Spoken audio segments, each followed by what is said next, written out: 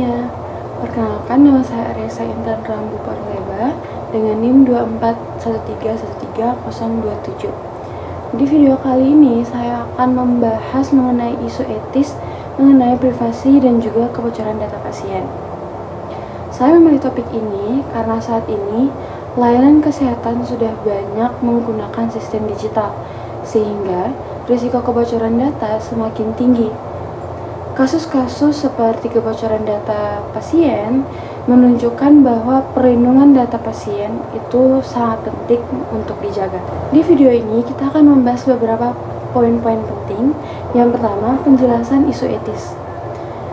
Isu privasi dan kebocoran data pasien merupakan masalah ketika informasi medis atau identitas seseorang itu diakses oleh pihak yang tidak berwenang.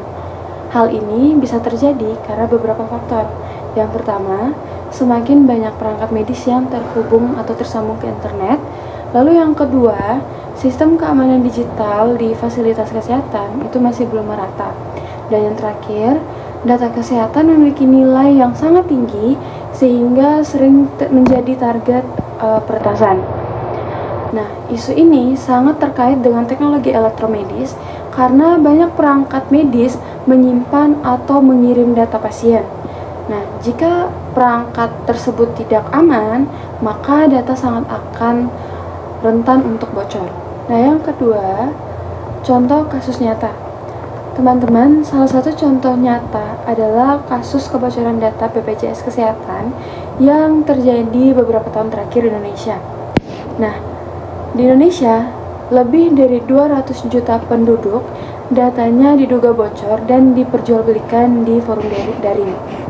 Nah, akibat dari kasus ini, yang pertama, pasien dapat mengalami penyalahgunaan identitas atau privasinya menjadi terganggu.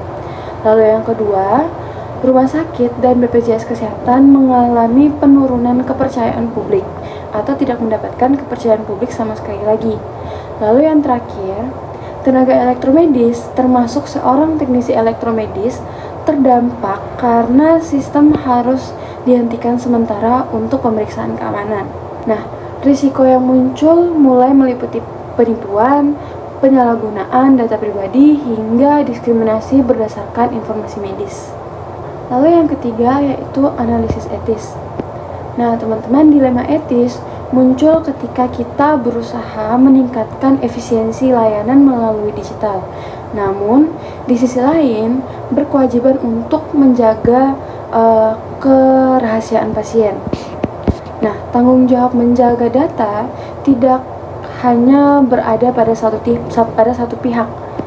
Pemerintah rumah sakit, penyedia perangkat, hingga teknisi elektromedis itu harus memiliki peran masing-masing dan memastikan bahwa keamanan sistem itu aman. Jika terjadi kebocoran, dampaknya sangatlah luas dan juga besar, mulai dari rasa tidak aman bagi seorang pasien, kerugian reputasi bagi rumah sakit, hingga beban tambahan bagi tenaga elektromedis dalam memperbaiki dan juga memastikan keamanan sebuah perangkat elektromedis atau perangkat kesehatan. Dan yang keempat, solusi dan rekomendasi. Nah, beberapa langkah yang dapat dilakukan antara lain yang pertama, meningkatkan keamanan perangkat dan jaringan seperti penggunaan enskripsi dan autentifikasi ganda.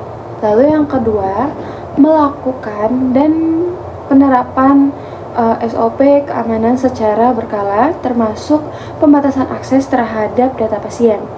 Lalu yang terakhir, yang ketiga, meningkatkan kompetisi elektromedis terutama mengenai keamanan perangkat yang terhubung ke jaringan. Nah, teman-teman, langkah-langkah ini dapat membantu mengurangi risiko kebocoran data di fasilitas kesehatan dan juga bagi pasien. Itu dia beberapa poin penting yang kita bahas mengenai isu kebocoran data pasien. Nah, sebagai penutup, privasi dan keamanan data seorang pasien itu merupakan hal mendasar dalam sebuah layanan kesehatan digital. Teknologi itu dapat diimbangi dengan perlindungan yang baik dan juga aman agar hak dan keselamatan pasien itu tetap terjaga. Demikian video penjelasan singkat dari saya. Terima kasih teman-teman sudah menonton video ini dan semoga video ini dapat berguna dan juga berdampak bagi kita semua.